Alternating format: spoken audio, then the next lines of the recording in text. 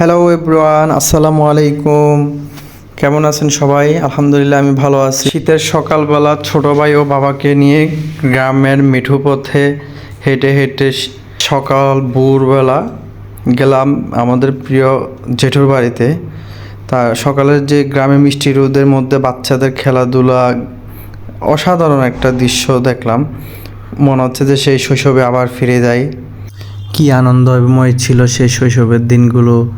আজ তাদেরকে দেখলে আবার মন চায় সেইখানে ফিরে যেতে।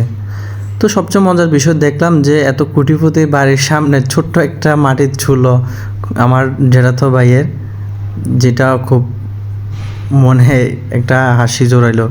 আর গ্রামের পুকুরগুলো খুবই অদ্ভুত, সবার বাড়িতে একটা একটা করে পুকুর দেখা যায়।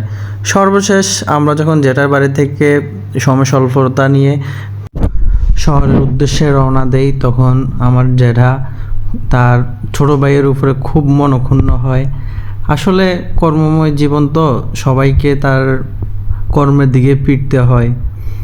তো তাদের দুই ভাইয়ের আসলে বন্ধনটা খুব সুন্দর একটা বন্ধন দেখলাম, ভালো লাগলো। তো সর্বশেষ ঘোরা শেষে আবার চলে আসলাম আমাদের নিজ গন্তব্যে। আল্লাহ হাফেজ।